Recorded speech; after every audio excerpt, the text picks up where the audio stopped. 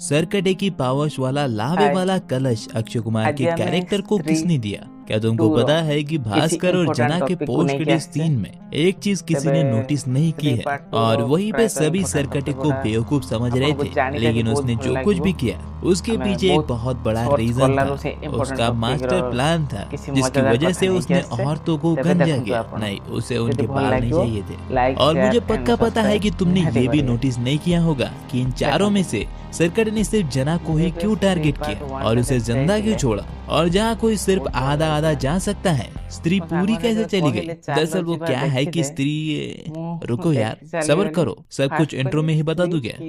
अरे रुको जरा, सबर करो। तो अब तक तुम थंबनेल, टाइटल और मेरे भाषण से इतना तो समझ गए होंगे कि इस वीडियो में मैं तुम्हें स्त्री 2 मूवी की कुछ मुंह फाड़ डिटेल्स बताऊंगा। साथ ही में हम मूवी के कुछ अनसुलझे सवालों को सुलझाने की कोशिश भी करेंगे।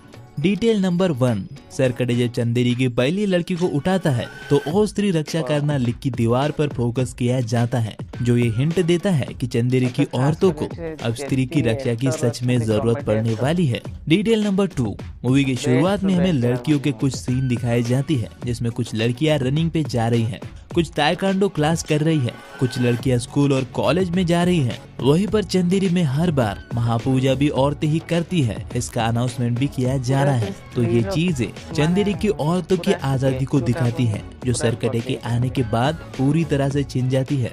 वैसे कमाल तो ये होता है कि इतनी लड़कियां गायब होने के बाद भी चंदेरी के लोग चुप कैसे थे? किसी को डाउट क्यों नहीं हुआ? मतलब पूरे शहर में से किसी एक को तो डाउट होना ही चाहिए था। इतनी लड़कियां अचानक बड़े शहर कैसे जा रही हैं? फिर इस पर हम थोड़ी ही देर में बात करेंगे। फिलहाल नई डिटेल पर आते हैं। तो जब विक्की स्त्री की बेटी को पहली बार देखता है अपने जागते हुए सपने में, तो कहता है कि आप हमेशा इसी ड्रेस में आती हो। वही भी जिस तरह से वो पहले उसे देखकर अनदेखा कर देता है। इन दोनों चीजों से ये पता चलता है कि स्त्री की बेटी यानी श्रद्धा के कैरेक्टर के जाने के बाद से विक्की को उसके जागती आंखों से सपने आना स्टार्ट हो गया है और उसने न जाने कितने चाटे चंदेरी के लोगों से खाए होंगे। वहीं पर उसे वो हर बार एक ही ड्रेस में इसलिए दिखती है क्योंकि विक्की ने उसे आखिरी बार इसी ड्रेस में देखा होता है। खैर, तो ये सवाल कि आखिर इतनी लड़कियां गायब होने के बाद भी किसी को डाउट क्यों नहीं हुआ, उसका रीजन है सरकटे की लड़कियों को उठाने की टाइमिंग। दरअसल जैसे पिछले पार्ट में स्त्री ठीक महापूजा के समय आकर मर्दों को उठा ले जाती थी, ठीक वैसे ही सरकटे महापूजा के समय आकर ही हर साल चंदेरी की लड़कियां उठाता है, और वो भी हर साल सिर्फ एक या फिर 2 ही। इसलिए लोग ये समझते हैं कि वो लड़कियां शहर छोड़ के चली गईं। शक न होने का एक रीजन ये भी होता है कि जितनी भी लड़कियां सरकटे ने उठाई थी वो सभी आत्मनिर्भर थी, यानी अपना ख्याल खुद रख सकती थी। हालांकि फिर भी ये चीज हजम करना थोड़ा मुश्किल है कि पूरे चंदेरी शहर की इतनी लड़कियों में से एक के भी घर वालों ने कोई एक्शन नहीं लिया। इनफैक्ट चिट्टी के गायब होने के बाद भी उसके माँ बाप से ज्यादा बिट्टू परेशान था। तो मुझे ऐसा लगता है कि मेकर्स को मूवी में उन लड़कियों के घर वालों के रिएक्शन का एक सीन तो दिखाना चाहिए था कि उनके घर की औरत या फिर लड़की गायब होने के बाद उनके रिएक्शन कैसे हैं, क्योंकि आपकी पूरी मूवी ही इसी एक टॉपिक पर चल रही थी। नेक्स्ट डिटेल, विकी के डैडी जो फ्रेंडशिप के लिए पैसे देते हैं वो पहली बार नहीं होता, क्योंकि जब भी वो फ्रेंडशिप के लिए विकी को पैसे देते हैं, बिट्टू उससे लेकर अपनी गर्लफ्रेंड को गिफ्ट देता है। और चिट्टी के कमरे में काफी टेडी बियर होते हैं। वहीं पे 2500 का शैम्पू भी बिट्टू उसे गिफ्ट करता है, और क्या पता और भी कई सारे महंगे गिफ्ट होंगे जो उसने विकी के पैसे से उसे दिए होंगे, क्योंकि बिट्टू का बाप तो उसे सिर्फ 50 रुपए देता है, वो भी अपनी बाइक में पेट्रोल भरवाने के लिए। वैसे यार ऐसी लड़कियों से तो अच्छा है तुम स्वयं सेवक बनो, जैसा विकी के डैडी ने उसे बनाया था। आई मीन बनने की सलाह दी थी। कैसी अपमानजनक बातें कर रहा है लड़का, ये असली है ये लोंडा। खैर, तो पिछली मूवी में विक्की रोज जॉगिंग के लिए जाता था, लेकिन बिट्टू बताता है कि गर्लफ्रेंड के दुख में उसने जॉगिंग छोड़ दी है। और एक्चुअली में विक्की इस फिल्म में मोटा दिखता है, उसकी शर्ट में से हल्की सी तोन दिखती है। नेक्स्ट डिटेल, जब विक्की और बिट्टू जना को चंदेरी वापस लाते हैं तो लोकेश और नरेन जना के लिए बिट्टू की बाइक लेकर आते हैं। इतनी मेहरबानी इसलिए होती है क्योंकि उस समय जना चंदेरी की आखिरी उम्मीद होता है। तो छोटी मोटी डिटेल डिटेल्स बहुत हो गई, अब जरा बड़ी पे आते हैं। जरा इस यूनिवर्स के थैनोस की बात करते हैं। तो अक्षय कुमार के इस कैरेक्टर का भी नाम नहीं बताया गया है, तो फिलहाल के लिए हम इसे थैनोस ही बुलाएंगे। अब पता नहीं तुमने ये नोटिस किया है या फिर नहीं, पर अपना थैनोस किसी से छुप रहा था या फिर इन लोगों को बेवकूफ बना रहा था, क्योंकि उसका सर कटे की पावर्स लेना ये क्लियर करता है कि वो पागल नहीं बल्कि जीनियस है। तो चंदेरी छोड़ के पागल खाने रहने के दो ही रीजन हो सकते हैं, या तो वो स्त्री से छुप रहा था क्योंकि वो सरकटी का आखिरी वंशज था, और अगर वो चंदेरी रहता तो सबसे पहले स्त्री उसी का गेम बजाती, और दूसरा वो अपना सीक्रेट प्लान इन लोगों के सामने रिवील नहीं करना चाहता था, क्योंकि अगर इन्हें इस पे जरा सा भी शक होता तो वो उसका प्लान पूरा नहीं होने देते। मतलब एक सरकटे के जाने के बाद दूसरा थोड़ी आने देते। सिर्फ इसलिए उसने उस चिट्ठी पे पागल खाने का पता दिया। जैसे ही वो लोग आए, पागल बन के विक्की का इस्तेमाल करके अपना मकसद पूरा कर लिया, क्योंकि वो चंदेरी के रक्षक, चंदेरी पुराण और स्त्री सरकटे की हिस्ट्री के बारे में सब जानता था। तो उसने एक मास्टर प्लान बना के ये सब कुछ किया। और हाँ, सरकटे का लावा लोटे में लाना भी उसी प्लान का मेन पार्ट था।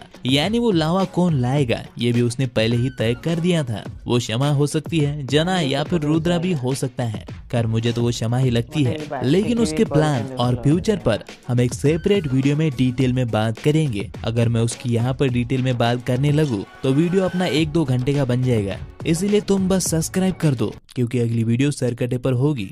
नेक्स्ट डिटेल, अब फिल्म में जो ये रोमांटिक गाना है, नॉर्मली देखने पर लगता है कि वो बस विक्की का सपना था, लेकिन वो एक हकीकत होती है। अब मैं जानता हूँ कि जब रुद्रा और बिट्टू वहाँ आती है तो विक्की अकेला होता है, दिए और फूल भी गायब होती है, लेकिन रुद्रा भैया एक बात कहते हैं कि वो सब कुछ अपने साथ समेट के ले गई है।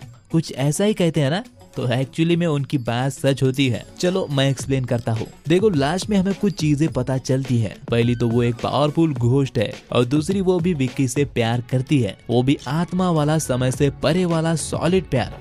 तो इसीलिए वो अपने जादू से ये सब कुछ क्रिएट करती है ताकि विक्की के साथ कुछ प्यार भरा टाइम बिता सके। लेकिन जैसे बिट्टू और रुद्रा उनके नजदीक आते हैं, वो विक्की की उंगली खाने वाला इल्यूजन बना के गायब हो जाती है, ताकि उन दोनों को लगे कि विक्की सपना देख रहा था। लेकिन दूसरी तरफ ये सब कुछ सच है। इसका सबूत वो विक्की के पास छोड़ के जाती है, प्यार की एक पंखुड़ी। भाई मतलब सीक्रेट वाला प्यार चल रहा है। खैर वहीं पर ये सब सच है। इसका एक और सबूत ये भी होता है कि वो विक्की को सेल्फी नहीं लेने देती। वैसे एक छोटी सी डिटेल ये भी है कि जब जना सरकट से बचने के लिए उस पे शराब डालता है तो वो उसे पीता है, और हमें ये पहले ही बताया गया था कि चंद्रभान कितना बड़ा शराबी था। तो इतनी छोटी चीज में डिटेलिंग करने के लिए डायरेक्टर की तारीफ बनती है, और इसे नोटिस करने के लिए मेरी भी। नेक्स्ट डिटेल, जना के थोड़ी देर मरने के बाद विक्की उसे जगाने के लिए गोवा चलेंगे ये बार बार कहता है। ऐसा इसलिए क्योंकि जना और बिट्टू पिछले पार्ट में विक्की से बार बार कहते रहते हैं कि गोवा जाना है, लेकिन वो मानता नहीं है। अगली डिटेल एक्चुअली में एक सवाल है, क्या सरकटे सिर्फ सुट्टा मारने वाले और लड़कों का काटने वाली लड़कियों को ही उठाता था, जैसा कि ये पहली सुट्टा गर्ल और दूसरी अपनी चिट्टी जो अपने बिट्टू को बस घुमा रही थी? तो जवाब है नहीं। शायद मेकर्स जानते थे कि यह सवाल जरूर उठाया जाएगा कि हमारी सभ्यता को चोट पहुंचाई जा रही है या फिर वगैरह वगैरह, इसलिए जना के घर वाले सीन में साफ क्लियर किया गया है कि ज्यादातर लड़कियां जो सरकटे ने उठाई थी उनकी सोच चंदेरी की बाकी लड़कियों से काफी आधुनिक थी। कुछ लड़कियां बाहर जॉब करती थी, कोई ताइक्वांडो चैंपियन थी, और किसी ने जातिवाद को पैरों तले दबोच के दूसरी कास्ट में शादी की थी। और वही बिट्टू भी ये क्लियर करता है कि चिट्टी के भी काफी बड़े बड़े ड्रीम्स थे, और जो पहले लड़की हमने देखी थी वो भी किसी ऐसी ही चीज में होगी, चंदेरी के बाहर जॉब करती होगी या फिर ताइक्वांडो चैंपियन जैसी कोई चीज होगी। वैसे क्या तुमने ये नोटिस किया था कि विक्की को मेकर्स 3-2 में as a superhero introduce कर चुकी है? नहीं, मैं झूठ नहीं बोल रहा हूँ, बल्कि मैं तुम्हें थोड़ी ही देर में प्रूफ के साथ बताऊंगा कि विक्की के पास कौन सी सुपर पावर है। नेक्स्ट डिटेल, वैसे विक्की की गर्लफ्रेंड ही स्त्री की बेटी है। इसका क्लाइमैक्स से पहले ही हमें हिंट दिया जाता है। जब विक्की बोलता है कि ये छोटी बच्ची कौन है, तब स्त्री की बेटी अजीब से एक्सप्रेशन देती है। नेक्स्ट वन इज, जिस हाथी में वो लोग छुपते हैं उसे हमें रुद्रा भैया के गाने में पहले ही दिखाया गया था। वैसे जब सरकटे क्षमा को लेने आता है तो सभी मर्दों को अपने वश में कर लेता है, लेकिन अगर तुम ध्यान से नोटिस करोगे तो लोकेश को उसने पहले ही वश में कर लिया होता है। अगर तुम इस सीन को ध्यान से देखोगे तो लोकेश पहले से ही सरकटे के कंट्रोल में होता है। नेक्स्ट डिटेल, जना के सर का ये लाल लाइट उसने भेड़िया मूवी में पहली बार यूज किया था, जहाँ वो भास्कर को भेड़िया बना रहे थे या फिर भेड़िया से मुक्ति दिला रहे थे।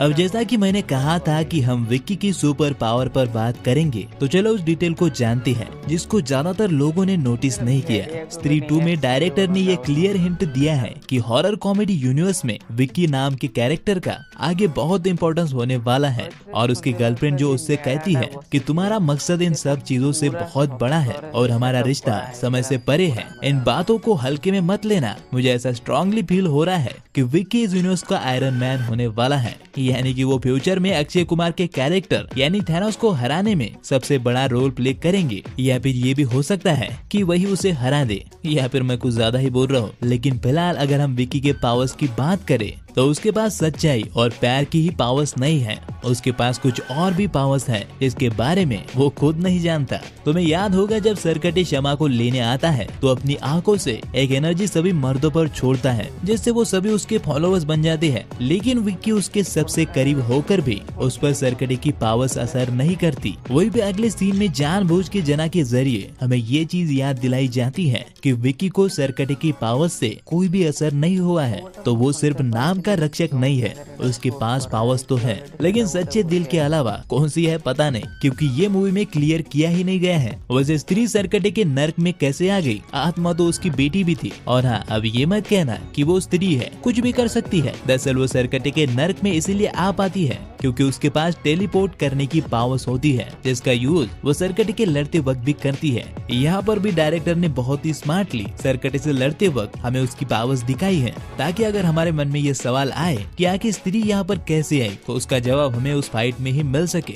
नेक्स्ट डिटेल, श्रद्धा विक्की को बताती है कि सरकटे की सत्ता को ना ही अकेले स्त्री मिटा सकती है और ना ही पुरुष, दोनों को साथ मिलकर मिटाना पड़ेगा। और लास्ट में स्त्री और विक्की मिलकर सरकटे को मारती है, जहाँ विक्की हथियार निकालता है और स्त्री सरकटे के सर के 2 टुकड़े कर देती है। वहीं पर अर्धनारेश्वर से डायरेक्टर ने औरतों की अहमियत को समझाया है। सरकटे के सर को मेल ईगो की तरह दिखाया गया है, जिसको आप जितना काटोगे वो उतना ही बढ़ेगा। उसे स्त्री और पुरुष को साथ मिलकर ही मिटाना पड़ेगा। और एक्चुअली मैं सच कहूँ तो ये हमारे समाज की भी सिचुएशन अभी है। वैसे मैं गारंटी के साथ कह सकता हूँ कि श्रद्धा के कैरेक्टर को लेकर तुमने ये डिटेल जरूर मिस कर दी होगी। ये सुनने में भी शायद तुम्हें अजीब लगेगा, लेकिन स्त्री की चोटी जो है, जो कि अब उसकी बेटी के पास है, वो अपने होस्ट की इच्छा के हिसाब से अपनी साइज बदल सकती है। यकीन नहीं हो रहा है ना? चलो प्रूफ देता हो। तो मूवी में सबसे पहले वो अपनी चोटी का यूज इस सीन में करती है, जब सरकटे विक्की को गर्दन पर उठा लेता है और उसे बचाने के लिए वो यहाँ से अपनी चोटी से सरकटे पर वार करती है, तो वो सरकटे से काफी दूर होती है।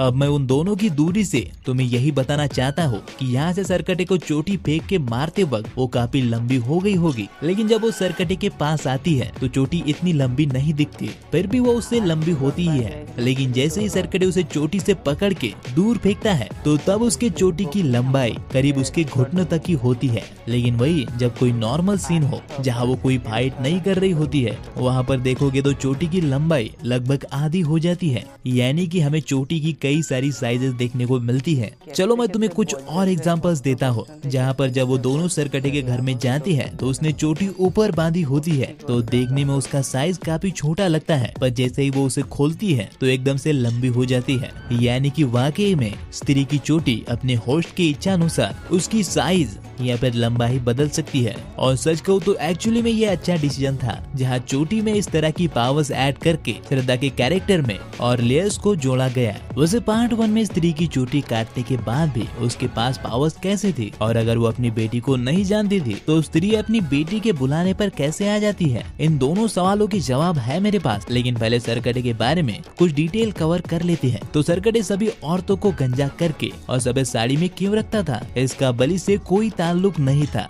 और ना ही उसे कोई बालों की कमी थी। उजड़ा चमन होता तो बात समझ में आ भी जाती, तो फिर ऐसा करने के पीछे क्या रीजन था? दरअसल ये सरकटे के वैचारिक दृष्टिकोण को दिखाता है, जहाँ ऐसा कई साल पहले विधवा औरतों के साथ किया जाता था और सच कहूं तो एक तरह से उनको समाज से बहिष्कृत किया जाता था, जिसमें उनकी कोई गलती भी नहीं होती थी। और क्योंकि अपना सरकटे भी उसी समय से था, तो उसके पास इन औरतों को सजा देने का या फिर नीचा दिखाने का कोई और बड़ा रास्ता नहीं था। वो उनकी बलि से पहले उनको ये दिखाना चाहता था कि औरतों की असली जगह क्या है, लेकिन उसी को उसकी असली जगह दिख गई। अब नेक्स्ट डिटेल भी इसी चीज से रिलेटेड है, जहाँ पे मूवी देखकर नॉर्मली ये लगता है कि सरकटे का मकसद स्त्री की और बाकी औरतों की बलि देकर और ज्यादा पावर हासिल करना था बस, लेकिन ऐसा नहीं है, बल्कि उसका असली मकसद था अपनी पितरों सत्ता स्थापित करना। यानी जिस समय पर वो चंदेरी का मुखिया था, उस समय जैसे चंदेरी में सिर्फ मर्दों की चलती थी और लड़कियों को या फिर औरतों को जैसे दबा के रखा जाता था, वो वही सब वापस लाना चाहता था।